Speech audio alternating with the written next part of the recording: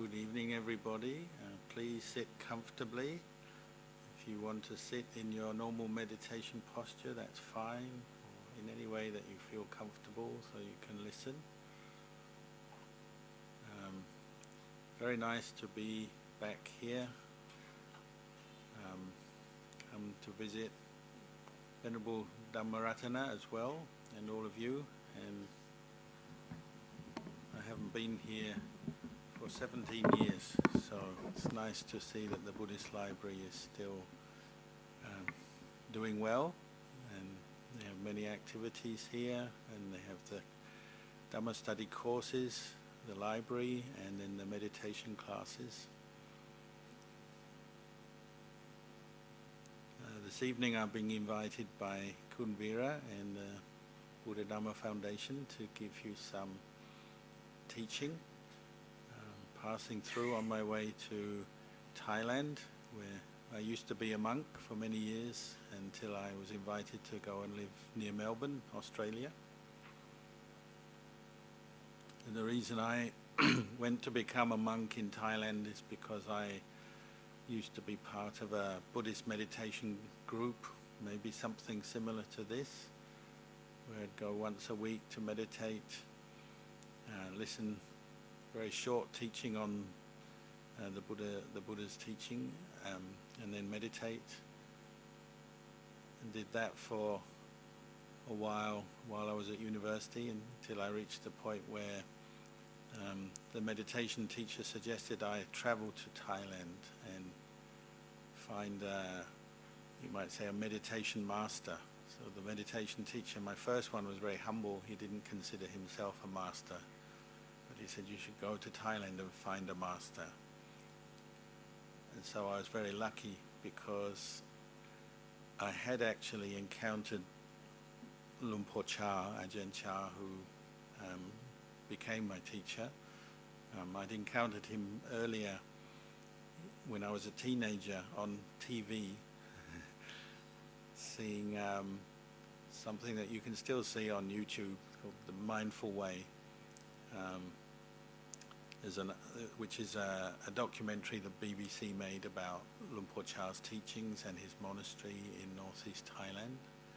I actually saw that by chance when I was a teenager and found it very inspiring, but hadn't any idea where Luang Por Chah actually lived other than in Thailand.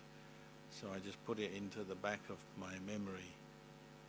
But then when I was encouraged to go to Thailand by my meditation teacher, I went to Bangkok with a friend with the aim of finding a meditation master, and we first stayed in Sukhumvit Road, or just off Sukhumvit Road, and it was very unconducive to the practice of meditation there. Even busier than Singapore, I think, and very distracting place.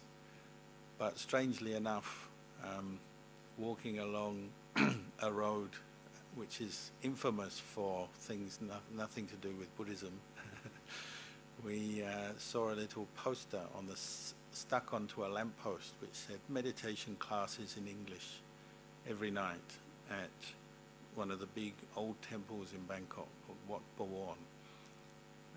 So we went along the first night in Bangkok, and there was an Australian monk there teaching meditation in English, and they had a nice air-conditioned room, even bigger than this, that Somdet Nyana Sangwara, who later became the Sangharaja, the Supreme Patriarch of Thailand, he would give over for foreigners to come and practice meditation every evening. So we were very fortunate to begin practicing meditation there, and then the monk suggested we go and meet Ajahn Chah, because he was a master, meditation master. So very fortunate to have that lucky break to see the poster, meet the monk, and then from there we travelled to Ajahn Chah's monastery, and that's where I later became a monk. So maybe some of you here one day might become a monk or a nun. because this is how it starts. You start with in a small meditation group somewhere, perhaps, and then your faith in the Buddhist teachings grow from there. Why is that? It's because I think you all agree the Buddhist teachings, they're teachings that come from the heart. When I say the heart, I mean the spiritual heart that we all have, our mind, you might also say. And I was lucky enough to meet with the teachings of Luang Por Chah. We call him a master, an enlightened teacher. He's somebody who understood the human mind or the spiritual heart of human beings very well. Obviously before him, the Buddha himself had the complete understanding of the human heart. And that's why we call him, an awakened one. In Thailand they have this phrase, if you ever go to study or practice Buddhism in Thailand, they have a phrase, they talk about Puru, Pudun, Pubert Ban. Puru means the awakened one, or the knower.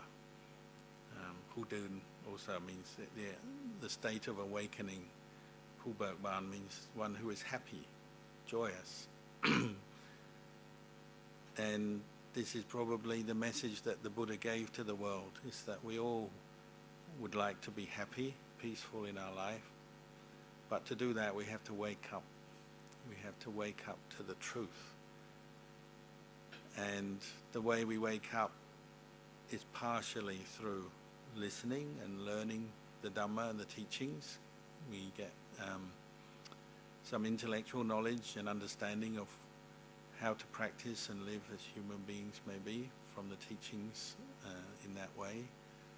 But we also have to learn how to wake up in ourselves through the practice, which is why meditation and mindfulness practice and the various aspects of the Buddhist path, they all point back to our minds, our hearts and minds. Wherever we are, whatever we're doing, your mind is always with you. And that is the place that we practice. I once had a friend when we were young monks. As young monks, you always have the idea, where am I going to practice next? Maybe as lay people, you're the same. You go, which is the next Buddhist group I'll go to, or which Dhamma talk will I go to next? Or maybe which Dhamma talk on YouTube will I listen to next? We're always thinking of the next thing. As Buddhist monks, especially new monks, we're often thinking in the same way. And this monk, he actually went to Ajahn Chah and said, where's the best place for me to practice? And Ajahn Chah gave him a very stern rebuke and said, the place of practice is not out there anywhere, it's here. It's in your own heart and mind. Wherever you are is the place of practice. And this is just pointing to the fact that, happiness, where does it come from? Well, it comes from here. Suffering, where does it come from? It comes from here. You might say that's the Buddha's message to the world, is we have to wake up to ourselves or learn about ourselves more as human beings if we want to experience peace and happiness, and we want to get beyond our stress and our suffering. Perhaps that was one of my first understandings. I can remember when I started meditating, I realized that I was always blaming the world around me for my problems and my suffering or my stress. And I noticed how, when things go wrong or we have some problem, some issue in our life, or something painful happens, we're always looking for someone to blame or something to blame. We're always looking outside of ourselves. Sometimes we say our minds are a bit like a torch. When you use a torch at night, maybe no one uses them now because it's everywhere there's electricity. But in the old days, you might use a torch to go around in the dark, but your torch is always shining outwards so you can see your way. It never shines back on yourself. And the Buddhist way of practice is learning how to shine the torch or shine our awareness back on ourselves to look more closely at where the causes of our stress and suffering are coming from, and where we can go beyond them, where we can find peace and happiness. So I've always taken that as a very good starting point for my practice. It's like to learn to look back at myself, you could say to take responsibility for yourself, and learn to look back at yourself as the place where suffering and happiness arise. They arise within us, within this body, with this mind sitting right here. So when they talk about the Buddha as the awakened one, he's awakening to the way things are, the way he was as a human being. He understood that very well, and that's where his wisdom led to his own enlightenment, end of suffering. You probably all know the Buddha's life story. So when he was young, he left his palace or residence. He was born to a nobleman who ran the country in that part of northern India. When he was brought up, he always had doubts about what's the purpose of life, why are we here, why are we born? Had those kind of questions, which I think many of us have, but often they get swept aside as soon as you finish school, maybe go to a college or uni, then you get a job. You may have had those questions, why are we here, what's the purpose of life? But then you get caught up in work, earning money, family, and getting caught up into the normal way of things as human beings. But for the Buddha, those questions stuck in his heart. Maybe that's why he became such a great sage. He never gave up his interest in finding out the truth. He always had that curiosity or inquisitiveness right from when he was a young man. So he's questioning, where does real happiness come from? What's the purpose of life? Why are we here? Those kind of questions I would imagine he had. And that's what led him to leave the comfort of his very wealthy upbringing, the comfort and the power and the all the good things he had as a young man. He would go out from the palace to learn more about life by just looking, observing from the world around him. So we know the legend that he went out and encountered people who were sick, people who were aging, seeing funerals, seeing corpses at funerals, but then also seeing what we call samanas, renunciants or alms mendicants, monks, nuns, people who have left their house to household life to pursue the spiritual life. And these were stimulating these questions he had in his heart. These were stimulating some of the answers. He's thinking, everyone in this world, once you're born, you get older. Everyone has to face sickness, one kind or another, aches and pains, or more serious sicknesses, illness, injury. Everybody has to experience the ups and downs of life, you might say. Life is not all smooth, convenient, easy for us as human beings. We have to face these basic problems. Right to the end of our life, we have to face aging, sickness, and then eventually death. The Buddha always had this kind of question in his mind. He said, so is there anything more than that? Anything beyond that, above that, beyond that? Where does real happiness come from? And he was in a good position to consider these issues because he was from a wealthy background. He had what we all seek in life on the worldly plane. We all seek to have wealth, convenience, power, reputation, all the things we call worldly happiness, he already had. And yet he could see these are not ultimate happiness yet. They're not going to completely take away the suffering and stresses of life. Because even if you attain worldly happiness, worldly success, You still have to face old age, sickness, death. We still get angry, we still get worried, afraid. You know, the stresses and sufferings of life are still there for all of us as human beings. So this is what motivated the Buddha to leave his lay life, leave his family, leave the lifestyle that he was used to, and go out into the forest and pursue the Dhamma. And where did he pursue it? Well, he pursued it here, in his own heart, training himself in meditation and developing more what you might call self-awareness, not just through meditation, but also through wise reflection, contemplating the truth. And that ultimately led to his own experience of awakening, enlightenment, and led on to the teachings that we now have that we call Buddhism, or the Buddhist teachings, the Buddhist religion, whatever way you want to call it. They're coming from somebody who's awoken to the truth through his own efforts. That's what's very special or unique about a Buddha, is that the Buddha didn't have a teacher. He was persistent enough, wise enough, self-sacrificing enough to really pursue the truth till he understood the truth. You might say in a modern way, you might say until he owned the truth. But the Buddha did that, but then out of compassion, he came back and taught us, taught others from that time onwards, right till today. We still have the Buddhist teachings available. So one thing I've learned from practicing as a monk for all these years, first in Thailand, now I live in Australia, is that, you know, the place of practice is ourselves. That's the starting point. Happiness, suffering arises here.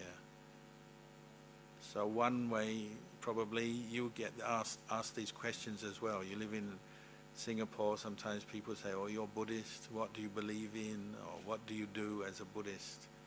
Well, as a Buddhist, we learn about ourselves. We bring our attention back to this body, this mind, regularly, frequently, through our day, through our life, to find out more about what it is to be a human being, and to find out what's important, what's not important, what leads to peace and happiness, what doesn't, and learning from ourselves.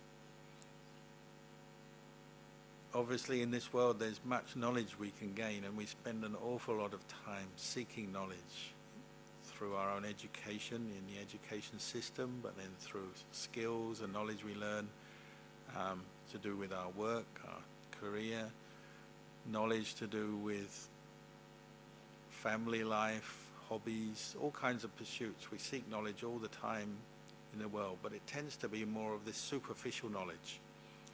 Even Buddhism can be that sometimes. We seek a lot of superficial knowledge in the beginning, and probably there's no other way around it. We read suttas, listen to teachings, we study the Tripitaka, and that's good. But in the end, we also have to start seeing that this knowledge is still, say, one step removed from the reality of this body and mind. You know, what you can remember about the Buddhist teachings is not yet what you actually know and experience from your heart. So the Buddhist teachings are also leading on to practice, what we call practice now. The Eightfold Path is about developing some skills, some awareness to get to know ourselves better, and to get to know, you might say, what leads to what. You know, if I'm suffering, where does the suffering come from? What's the cause? That may be a very regular question you bring up in your life. You know, you're stressed. Where is that coming from? But I actually think most people are not doing that very much. I think most people, judging from myself as well, when we experience any kind of stress or suffering in life, we tend to just run away from it, don't we? We try to find distraction, or we're trying to find a quick solution. So, you know, you have some illness, you go to the doctor, say, give me something. I don't want this. We say, I don't deserve this. And maybe we blame the doctor. If we don't get better quickly, we blame the doctor and say, this doctor's no good, I'm going to the next doctor. Or the medicine's no good, I'm going to the next doctor to get a different kind of medicine. Or we have some stress at work and we say, oh, the problem is, my boss gives me too much to do, too much workload. Or we have some problem in our families, or my husband, my wife is giving me trouble. Or we have money problems. And we're always looking for a quick fix. So unfortunately, nowadays, often the quick fix is not the wisest way to deal with the stress, the suffering. Often we try to run away from our suffering. We look for distraction, and we can find many distractions nowadays in the world. Distractions through entertainment, distractions through drink and drugs, distractions through sleep, distractions through any number of activities to get away from our problems, our stress, our suffering. What the Buddha's way was actually to turn around and make the suffering the place that you learn from. It's the starting point for this practice of awakening to the truth. And you see from the Buddha and from his own life and from all the enlightened masters and people who have practiced what the Buddha taught, one thing they all have in common is that they have this willingness to face stress, face suffering, and look at it and learn from it. If we talk about this in terms of the Buddhist teachings, you might say this is the first noble truth. We've all heard of the Four Noble Truths, the Arya Satya Dhamma. Well, the first one is dukkha. And dukkha means the pain, the suffering, the difficulties of life. And nobody wants pain or difficulty, but we always seek to just escape from it, run away from it. Is our habit, whereas the Buddha encourages us to learn from it, get to know it, and that's actually something that can be very useful to us. You might say this is a very important point in the beginning of our practice of this Buddhist path, is get the right attitude, is that suffering can teach us something. Suffering can be a place where we learn and grow as human beings. I've been in Singapore for a couple of days now and been hearing about the history of Singapore, and it's all about people facing up to problems and learning from them to overcome problems, mainly on the material level, learning to get a good water supply, learning to get the economy going, learning how to reclaim the land, to expand the land mass of Singapore because it's a very small island state.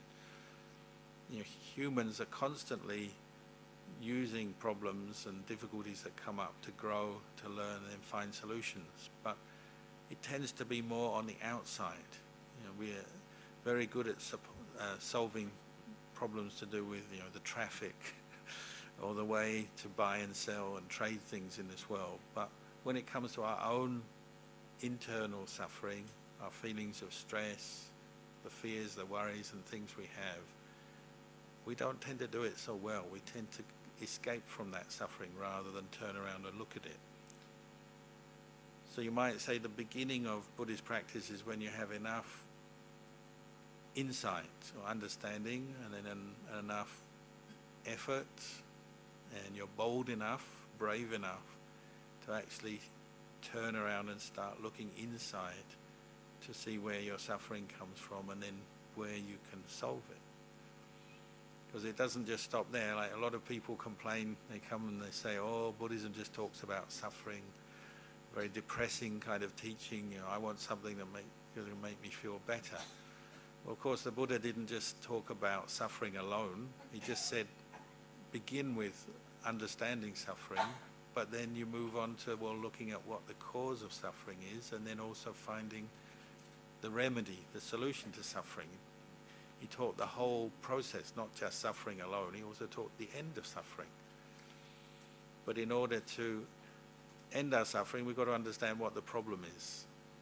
Like if in Singapore, you have a shortage of water, that's your problem. Then you have to look, how can we increase the water supply? So we'll build a desalination plant so we all have enough water. We build a reservoir and we purify the water we've got so that it's better quality.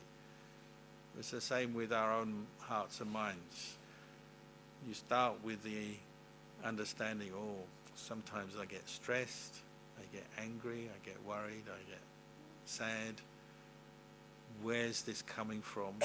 What can I do about it? This is the same kind of questions that the Buddha had. This is the same questions that all the enlightened masters have had over the years. Anybody who's benefited from the Buddhist teachings have been contemplating these kind of issues. So the Buddha gave a remedy. The remedy is the Eightfold Path, the fourth Noble Truth. And that's something that we can all learn about and apply in our daily lives. Again, often we look at Buddhism as something that only exists in temples or in Buddhist shrines, Buddhist temples, monasteries, or in the books. But really the Four Noble Truths, suffering, the cause of suffering, the end of suffering, they're all about us as human beings. It's about bringing the books and what you learn and practice in the temples back into your heart, into your daily life. And literally every day, learning to reflect on your experience, but you use this as a model. You use the Four Noble Truths as a model. So the Buddha gave this path of practice, what we call the Eightfold Noble Path, as a way out of suffering.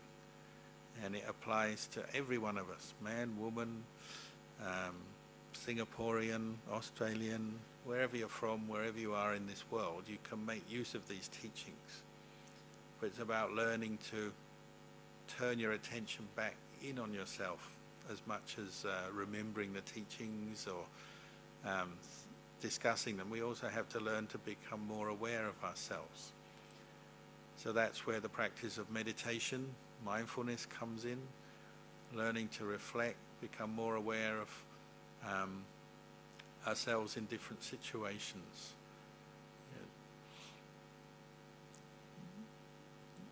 When we practice the Eightfold Noble Path, we tend to talk about the practice of right speech, right action.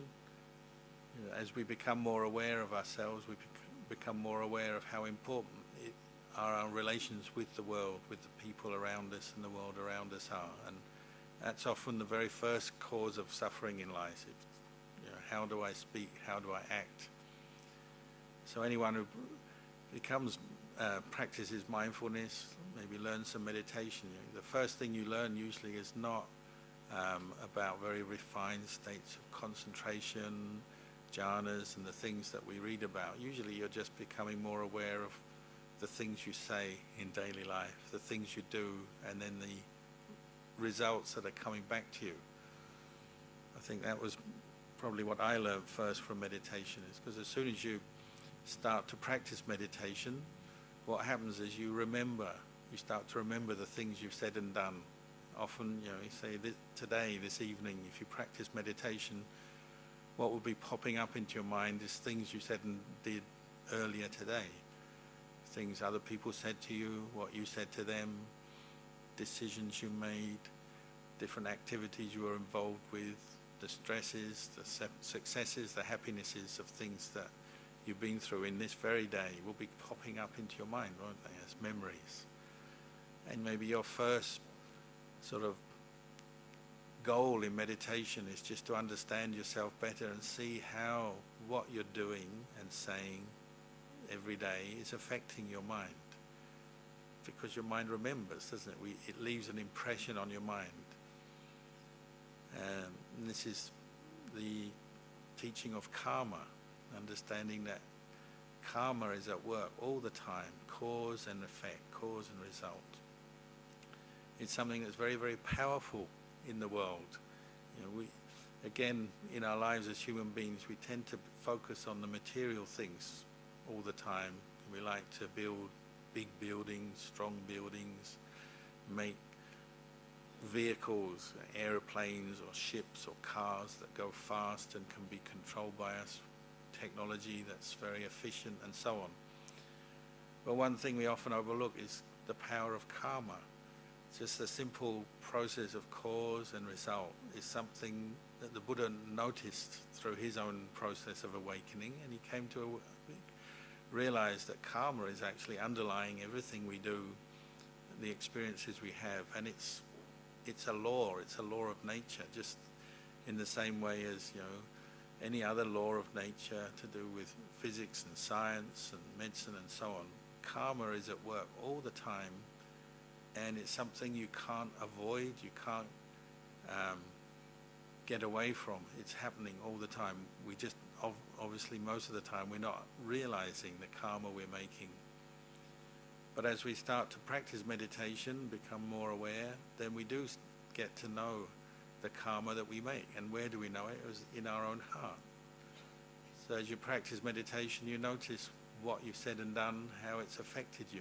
Maybe if you said something that was not very kind or not very wise, not very helpful, you remember it as you're becoming more aware of yourself, as you become more mindful, you become aware of it, and you maybe feel some mental pain as you remember what you said.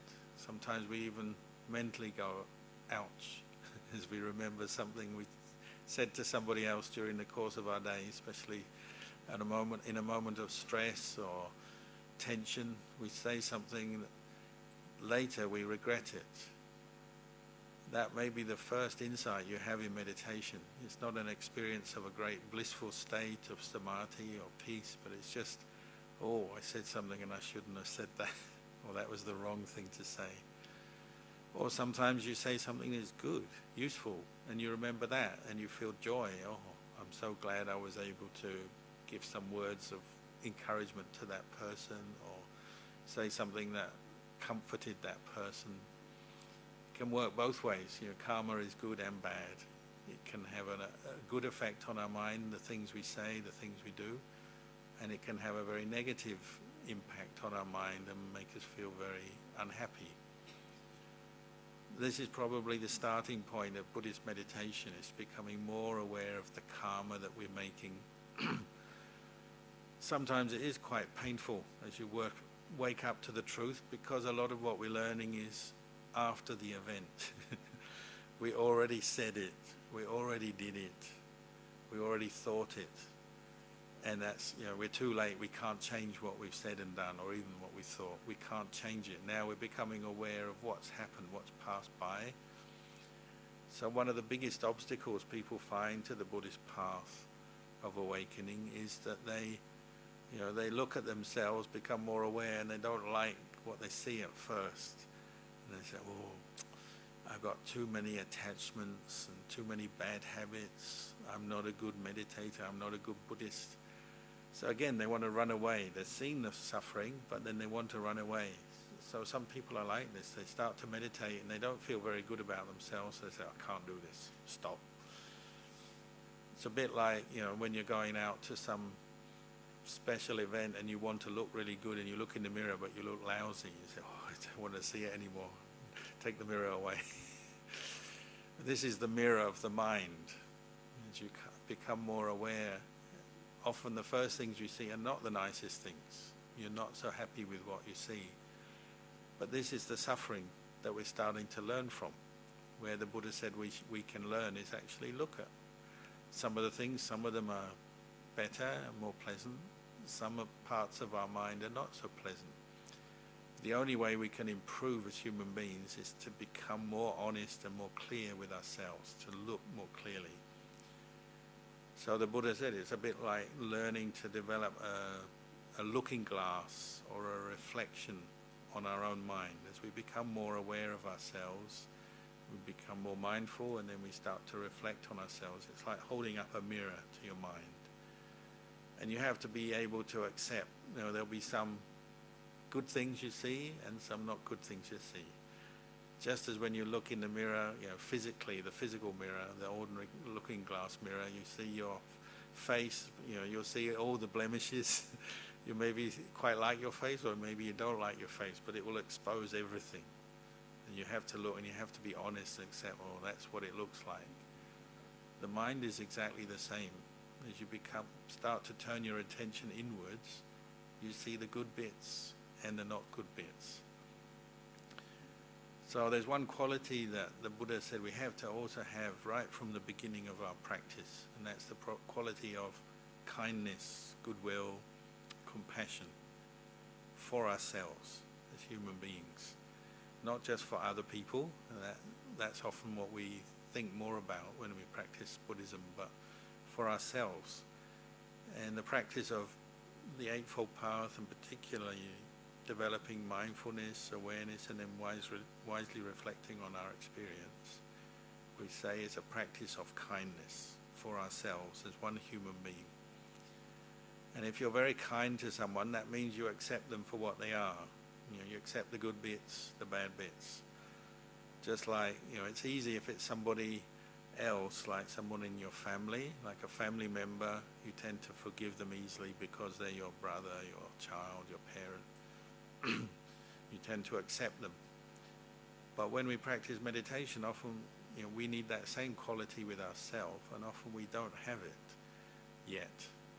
We're forgetting that we need to have this goodwill and acceptance of ourselves. And when we see some suffering, or we see something that's not so good, often we run away straight away. We don't want to know, we're not happy with ourselves, so we try to get away, and often it means we don't really progress with our practice. So not only do we need this sense of goodwill for ourselves as a human being, we really want to wish ourselves well, to improve ourselves for the better. We also have to have a lot of patience, because sometimes it takes patience to see and look at suffering so that you can get to understand it better. We need effort, because it takes effort to look at this mind and work with your own mind. And we also need to be able to look and understand the mind in an unbiased way, a non-judgmental way. It's another aspect of goodwill or metta or compassion, is that we have to be able to develop this sense of not judging ourselves too much. And that doesn't mean to say blocking out what we see and just saying, oh, it's all good, or it's all bad either. It's more developing the ability just to witness our own body, speech and mind, who we are, how we are in the present moment, developing that awareness and not judging ourselves, but just learning from our experience. Just as any aspect of life, whether it's science, the economy, any branch of knowledge that we learn about, you have to try and bring that sense of unbiased awareness to that field of knowledge that you're studying from. So you don't come in with a lot of preconceived ideas, how you are, how you should be.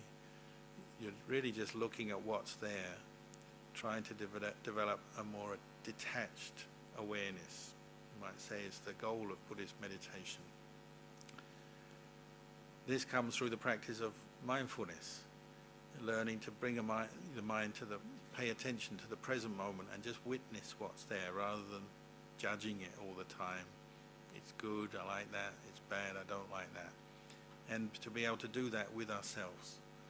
What we're thinking, what we're feeling, who we think we are, the memories we have about ourselves. The Buddhist terms for all these are what we call the five khandhas. Human being we divide into the physical part, the mental part, the memories, the thoughts, the sense consciousness, the feelings, the emotions. This is what we're learning to look at with this unbiased awareness, just to see the way things are for ourselves as one human being. And we're not judging ourselves as good, bad, but we're just witnessing and knowing ourselves.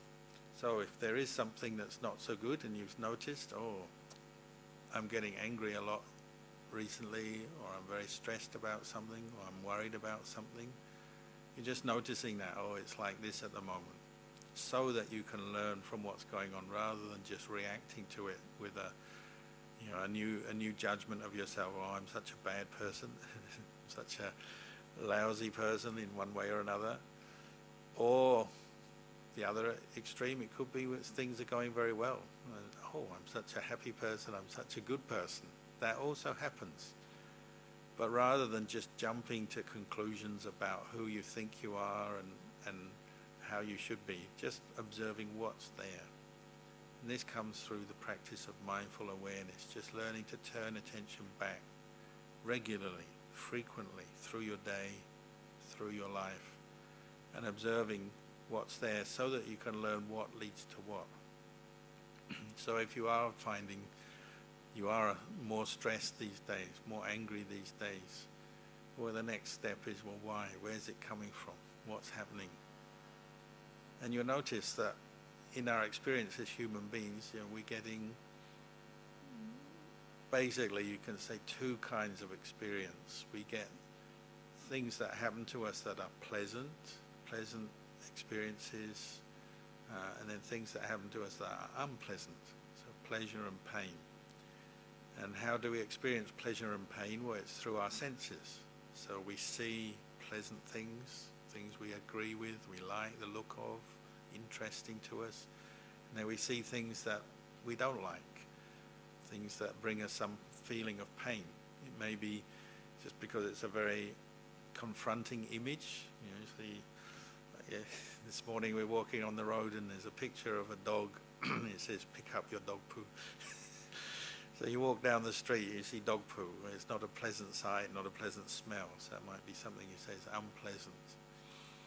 Sometimes it's more subtle than that. It's not just a very immediately pleasant or unpleasant sight or smell or sound. It could be something that we associate with something as pleasant or unpleasant. So maybe you see a person walking towards you on the street.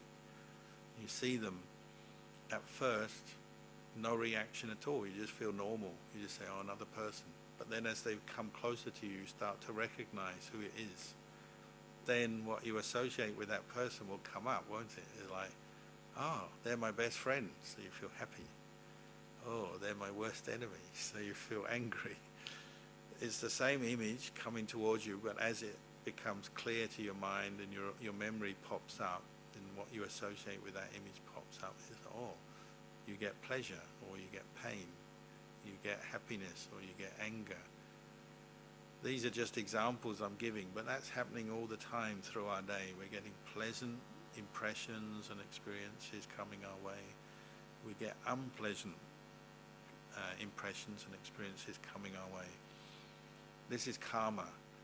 They're all generated from the past, our past actions, what we've said and done, what we've thought in the past, what we've been involved with. But in terms of Dhamma practice of the Eightfold Path, we're bringing our attention to the present moment and just seeing all this karma as it comes back to us. Some is pleasant, some is unpleasant. And the Buddha said, well, what are we going to do with that? The wisdom of the Buddha is, how do we deal with living in a world that is sometimes pleasant, sometimes unpleasant? And the Buddha said, bring up mindfulness. This sense of detached awareness where your wisdom, your intelligence can function well. And you're not just reacting with your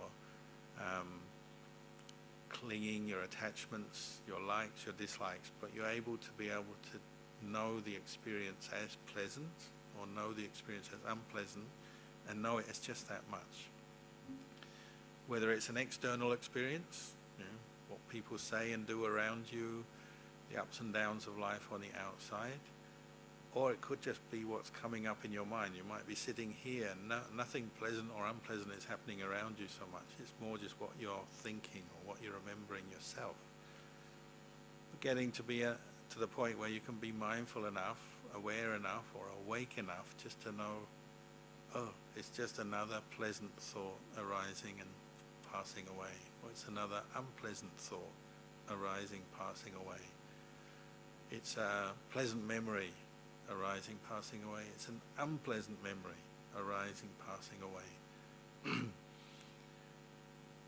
I'm just summarizing here the sort of the Buddhist practice, but perhaps in essence this is what it is in our daily lives, isn't it? We're just developing enough awareness to go through our day to know, oh, this is pleasant, oh, this is unpleasant, but not to keep reacting all the time with our attachments and our clinging, but just to know, oh, it's like this.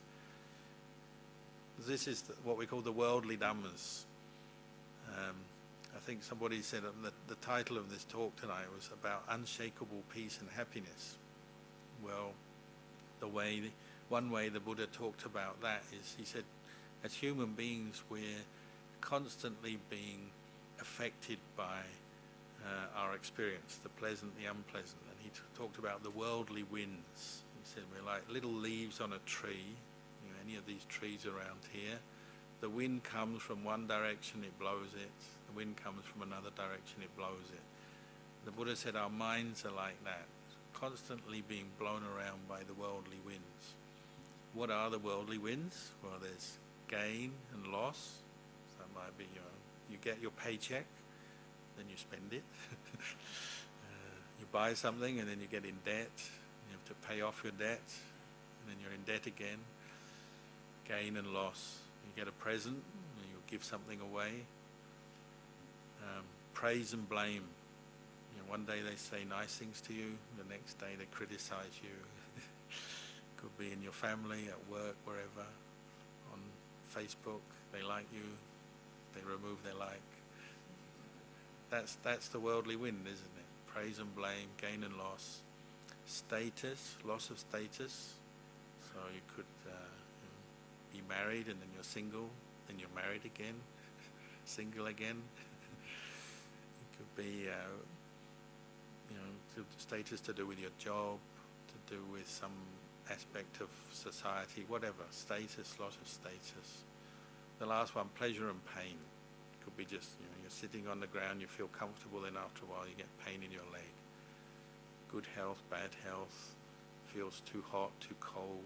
Pleasure and pain is constantly affecting us. So these are 4 pairs, the 8 worldly winds. The Buddha reminded us these are constantly blowing us around. And these are what make our mind move, bring suffering, bring happiness. As long as we're not aware, we don't have this detached awareness that can see things as they are. We tend to just get blown around by these experiences all the time, every day. We get up, we get down, we're happy, we're sad. So maybe the ultimate goal that the Buddha was seeking was something that's beyond that, beyond the ups and downs of life, the suffering of life, and even the attachment to happiness in life as well. Because you're attached to happiness, well, you gain your happiness. When that changes, if you're attached, you're going to suffer as well. So it's not just about always trying to get things that you want, the things you like in life, but recognizing that even the worldly happiness comes and goes. It's not lasting. So the Buddha was encouraging us to develop this awareness where we understand these worldly winds blow us around, but they are just winds. And if you can stand still and watch, or they're just winds that blow. You don't actually have to move with the wind or suffer with the wind. You can just know this is the way things are. So on the night of the Buddha's enlightenment, he actually made a seat under the Bodhi tree. If you know the life story again, he made a seat with 8 bundles of grass. A local farmer offered them to him, and he made these 8 bundles of grass into a seat. And he sat on them, and he said, this is going to symbolize the mind that rises above the worldly winds. You might say the mind that is unshakable, the mind that is peaceful, truly peaceful. Because it's not that the Buddha didn't have to experience the worldly winds after his enlightenment. He still had them. People criticized him sometimes, didn't believe him, didn't like him. Many did. Many followers, of course, but he also had those who didn't agree with him, didn't like him. Gain and loss. Sometimes people would offer many things to the Buddha, sometimes maybe not. Pleasure and pain. It's not like the Buddha didn't have to experience pleasure and pain of a human body. He still did. He still got pain. He still had to experience the heat, the cold. But his mind wasn't shaken by these experiences anymore, because he trained himself in this eightfold path. Learned to be mindful of his speech, his actions, mindful of his thoughts, his emotions, starting to see all these things are ultimately impermanent. They're changing all the time. What's impermanent, you can't take as a self. You can't say that's who I really am, because it's impermanent. You'll notice when do we suffer is because we're constantly clinging with a sense of self to our experience. So when they praise us, we're very happy. We like the words of praise. The happy self arises. But then it disappears again. The next day they criticize us. So we're in the unhappy self. This sense of self is constantly arising when we're not very aware. We don't have the awareness, the awakened state. Then we constantly fall into this sense of self. So something we have that we don't like, we get upset. Something we want that we don't have, we're upset. Things that we like, we get, we're happy, but then we can't hold on to them. They go, they disappear, they change. And you just see your daily life, isn't it like that? The way other people relate to you, the way you feel physically, the way you feel mentally, your thoughts, sometimes they're pleasant thoughts, sometimes unpleasant. The way the world is around you, the economy goes up, the economy goes down, the weather's hot, the weather's cold. It's like this, isn't it? Human life is like this. So the Buddha's answer to that is how to develop more awareness and reflect on these things, to see them as the way they are. So they're ultimately impermanent. And what's impermanent is not self. What's changing all the time, you can't really grab at and say, that's me, because it's gone, it's changed. It's like the river that we went to see the river this morning. The river comes through Singapore down to the ocean. You say, where's the river? Whatever bit you point to is no longer that river because it's gone, isn't it? The river's constantly moving. Our experience in life is a bit like that, isn't it? The ups and downs of life are constantly changing, moving. And one of our biggest sufferings is, as a human, we grab onto it, whatever the latest experience is, and we say, that's me. So when it's good, I'm happy. When it's not so good, I'm sad, I'm angry, I'm upset. What we tend to do is the ones that are coming up most often, and we cling to the most. So if things are going well, we're often very happy, and that's good. It's not wrong, but it can still lead to a subtle sense of self that then leads to suffering when conditions change. Obviously, when things are not going well, we get very upset, very unhappy, depressed, and so on. What's happening is that we're not seeing the transient, changing nature of our life. We're constantly attaching to a view of ourselves, who we are. So I'm like this, I'm happy, I'm sad, I'm successful, I'm failure, I'm good, I'm bad. We do this all the time, and the Buddha was pointing out, look more carefully at that. Really try to understand that this is a delusion, this is a mistake that we all get caught into, and it leads to our suffering.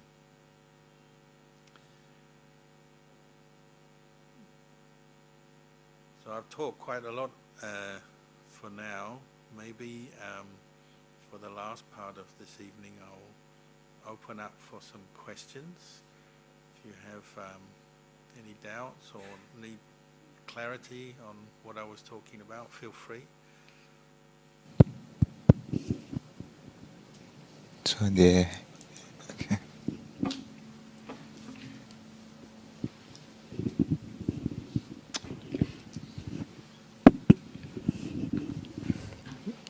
Good evening, Venerable. Welcome to Singapore. I have an important question. What is the Buddhist approach to euthanasia? And if one has a loved one who is in coma, shall he or her pull the plug? Does it? It's difficult to give a sort of a one-off answer to something that's a very kind of complex issue maybe. And every time somebody might be in that position, all the conditions are going to be different. So, we have our systems in the hospitals.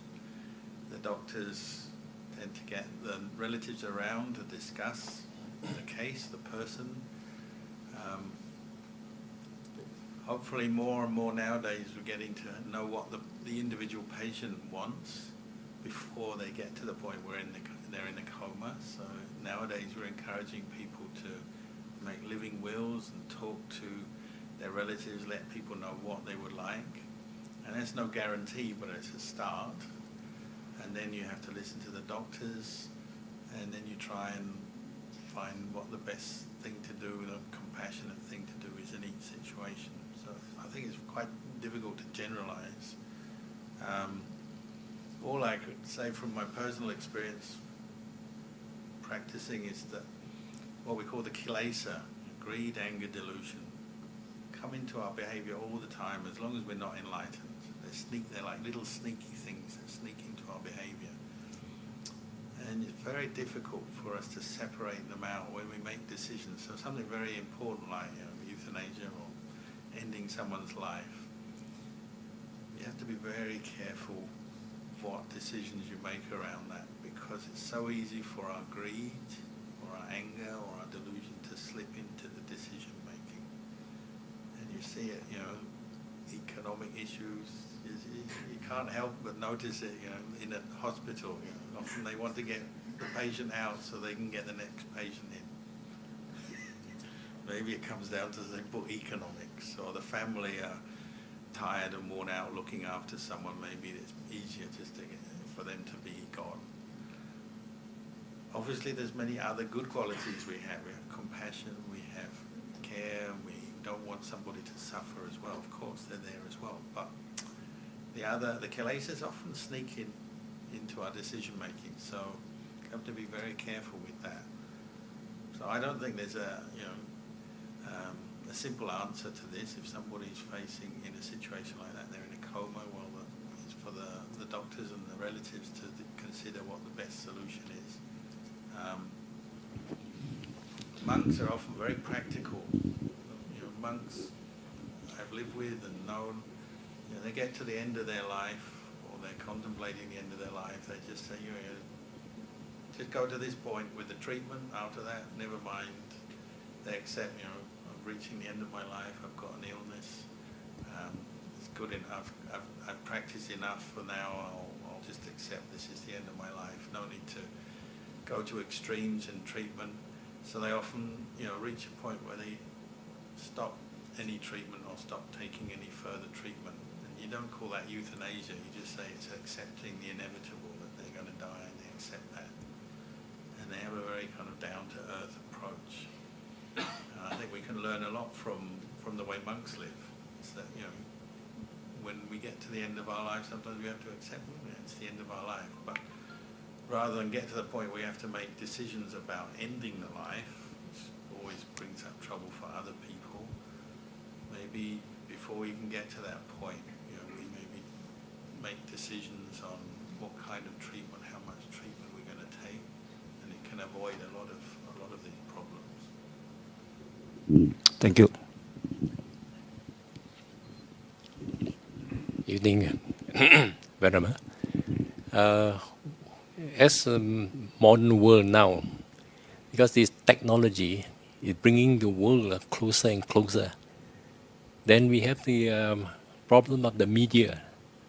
And this media has been bringing a lot of things to all over the world, population, good or bad. And then what happens? People become more, get crave for more things. So are we accumulating bad karmas more than yesterday's? It all depends on your mind, doesn't it? The media itself is kind of neutral. The technology is neutral. It can be used very well. It can be used to increase our suffering, more craving, more attachment. It's neutral. So we have to bring the same qualities into how we deal with technology, social media and so on, as we would in any other aspect of our practice. So try to use things ethically, morally, so you're not using them to harm yourself or others.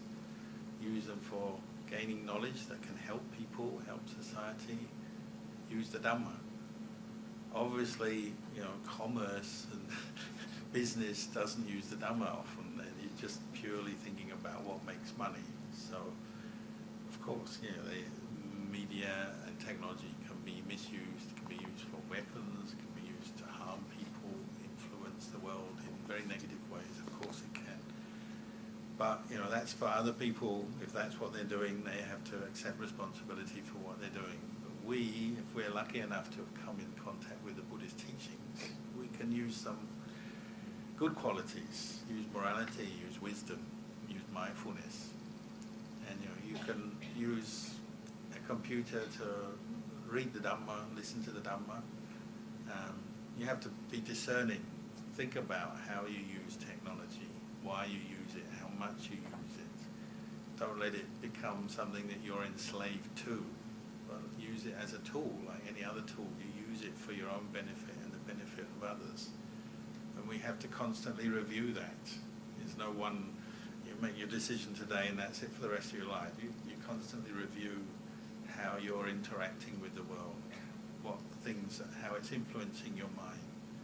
So, for example, a very common problem now is, particularly older people, it seems to be, people get very disturbed by news because there's a lot of negative news.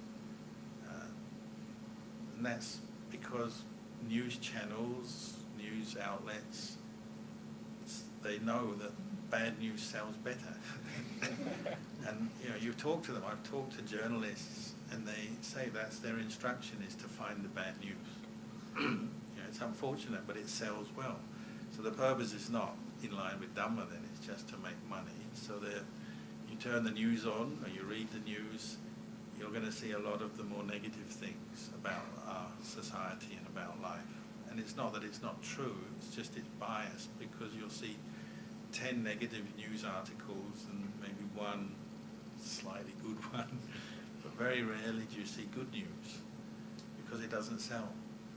So you have to be aware of that. What I'm reading, listening to is going to be more negative. You're going to remember that. It's going to maybe affect your outlook on the world. So many older people think the world is coming to an end. It's a bad place. What's it coming to? It's not like when I was young. You hear those sort of things. One part of it is just what you're looking at and watching. So maybe turn the news off and watch less news, because it can affect our mind. They talk about, say in Singapore, maybe one politician is corrupt or somebody steals something, but they don't talk about the other 5 million people who are doing very good things today. It doesn't make the news, does it? So then you start thinking, what's coming to? Singapore is a very corrupt place. But then forgetting there's 5 million people who maybe weren't very corrupt today, maybe doing very good things, helping their family, working, doing all kinds of good things, but it just didn't make the news. You have to choose for yourself. That's part of our karma. We use our mind, our intellect, our intelligence to make wise decisions. And that may be simply to turn something on or turn it off. How we engage with social media is just like people. How do we talk to each other? Do we talk with kindness, with mindfulness, useful things? Or are we just gossiping? Or are we speaking in a way that leads to disharmony and sets people apart? So our speech is just as important as what we look at on a computer or on our phone. These are all parts of the practice, and we constantly have to be thinking about this. What's the right amount? The Buddha gave very good guidelines, didn't he? He said, practice moderation in daily life, in the things you do. So that immediately you can consider, how many hours should I look at the computer or look at my phone? You might start to limit it. You may decide, there'll be times when I turn it off, put it aside, do other things. That's for us to decide, and we have to be disciplined ourselves. Often they come to me at our monastery, and the parents say, my son is always on the computer all night playing his games. I said, well, do you use the computer? They say, yeah, I use the computer as well. Parents maybe have to be an example to the young ones. Teach them about moderation, balance in the way we use technology. We can't expect the younger members of society to just kind of work it out for themselves. We also have to teach them and show them. So we have to show them how to be balanced, moderate, what's the right amount. Very well. I have another question. There's someone at the back. Yeah, okay. First,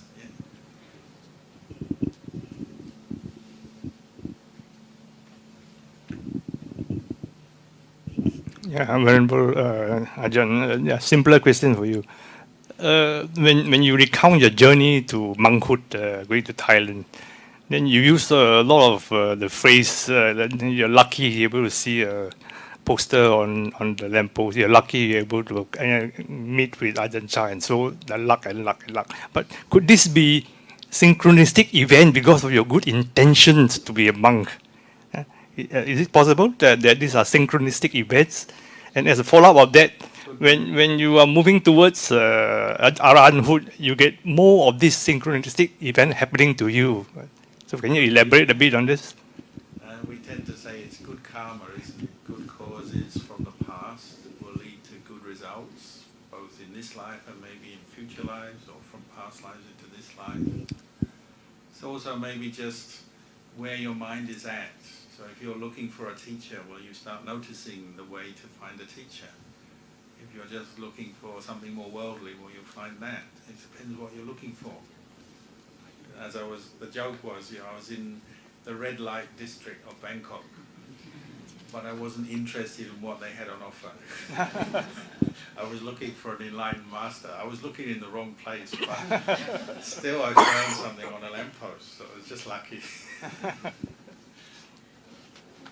It's our mind, isn't it? It's what our mind is looking for, what our intention is. So it's like people, you know somebody, if you want, you can look for the good in that person. But at the same time, you can find the bad in that person because we're not perfect yet, we're still unenlightened. So how do you think about the people around you? This is a daily challenge, isn't it? To see the good in someone around you, to see them as your friend, your Dhamma friend, even if they're not related to you by blood, but they're related to you in the Dhamma. We all have things in common, and your challenge is to see that, to go beyond your bias, because often we just get stuck in what we don't like about someone. Any time we have an argument with someone, we're remembering hundreds of things we don't like about that person. All the good things we completely forget. In 1 minute you forget all the good. So that's the challenge, is bring your mind back to the middle, where it's more aware, and you may be aware of someone's faults or their bad things, but you also see their good things. The Dhamma is like this. It's not like you try and fix your mind in some set view, oh, the world is all perfect, good, positive, or the world is all bad. Neither. You're just seeing the way the world is, and there's some good, some bad.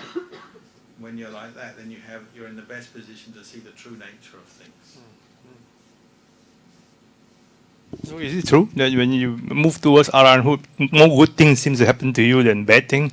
Of course, if you do good, then it develops good things. So like, something good must have happened, because tonight I'm in Singapore and I met many good people. You, all here.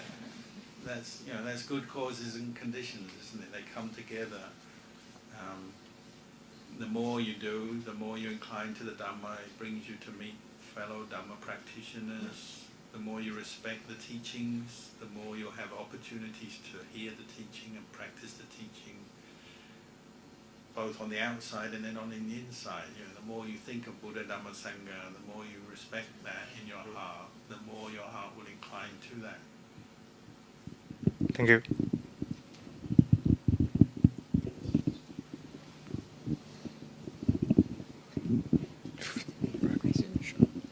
Hi.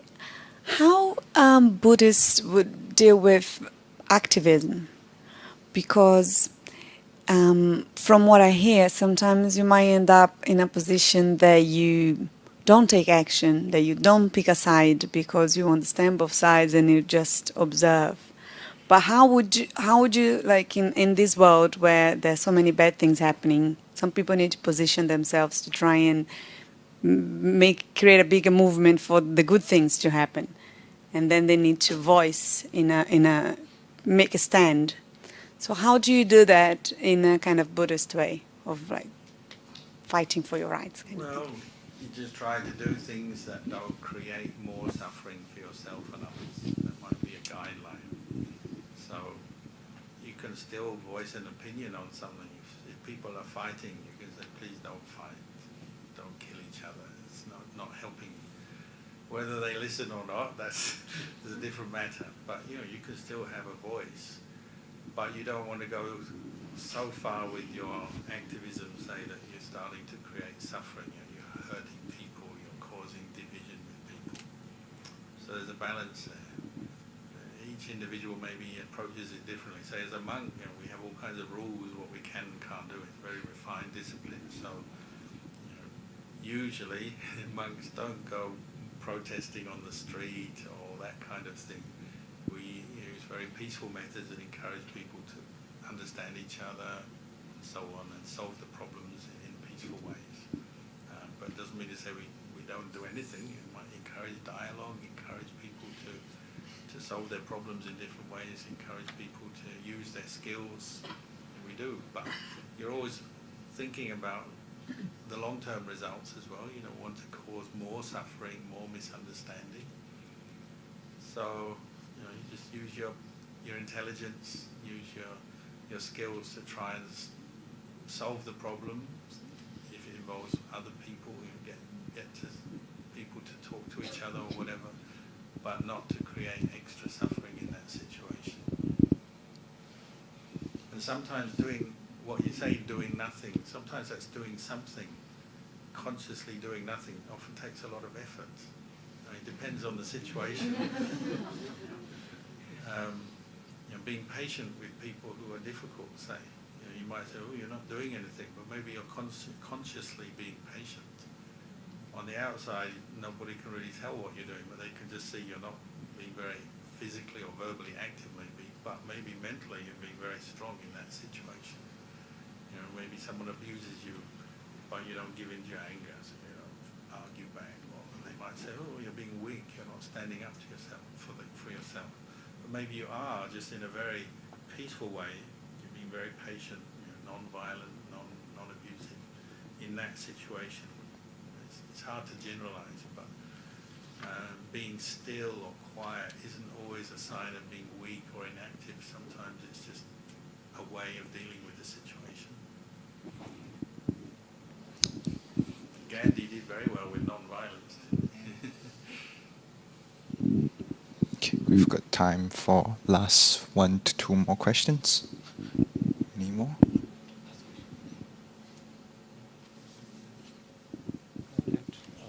I'll ask the next question.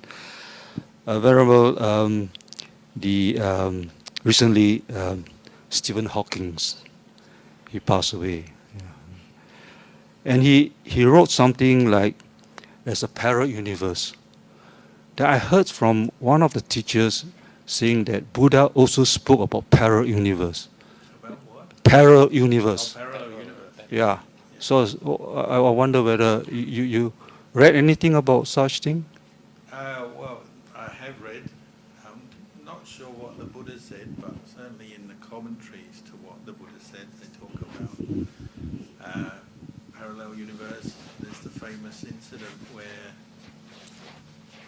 I believe, was it Venerable Moggallana, was trying to test the extent of his psychic ability to take his mind out of his body and travel through the universe, astral travel. And he got so far away that he got lost. But he went into this second universe, and there was another Buddha there. And this other Buddha, being a Buddha, knew what was happening. He said, oh, this monk has come all the way here, now he's lost, he can't get back. So that Buddha sent a ray of light, like a beacon or a guiding light, a landing strip light that way. And then our Buddha, Gautama the Buddha, sent a light this way, so it formed a bridge so Moggallana can get back. There's a story monks like to talk about.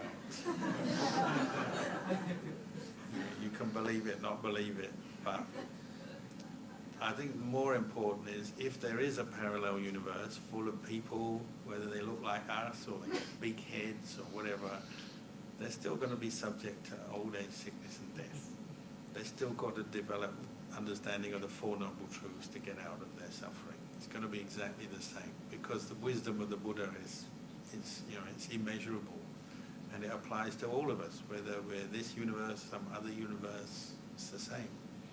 the Four Noble Truths will still apply. That's my confidence, because I can see there's such a special, all-embracing model that fits for any kind of life form anywhere. If you've been born in the universe or another universe, you're going to suffer old age, sickness and death. You're going to have irritations, aliens come from another planet, they're going to still get angry.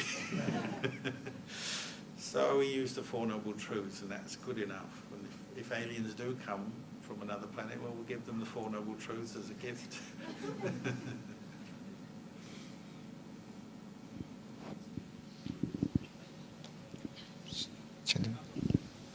One more, yeah?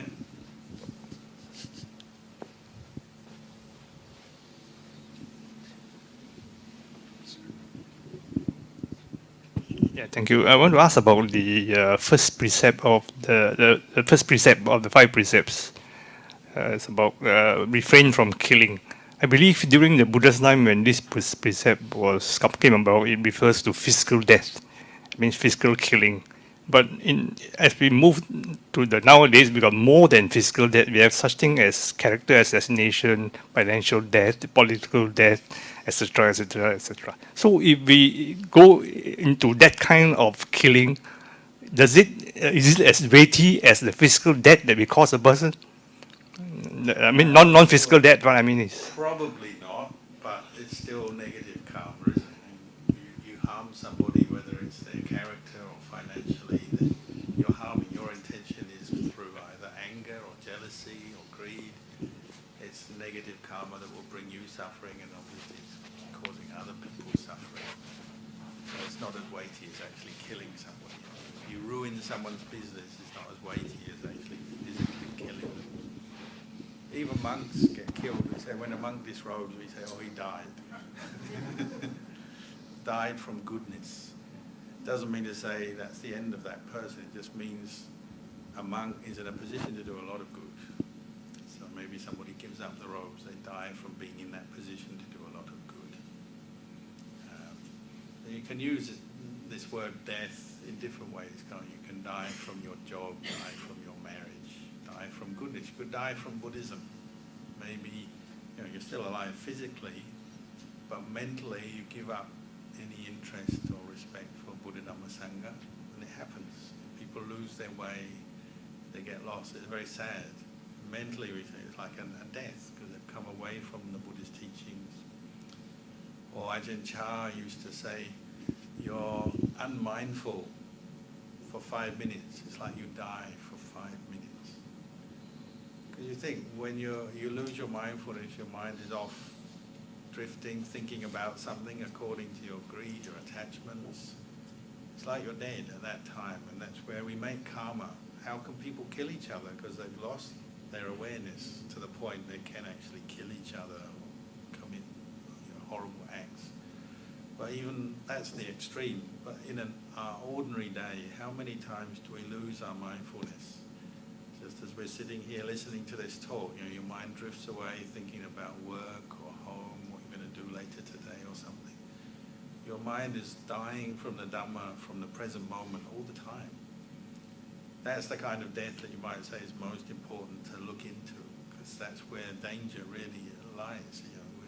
Why do we become stressed, angry, upset, afraid? It's because we've lost our awareness and we get caught into an emotion that carries us away. That kind of mental death is happening all the time.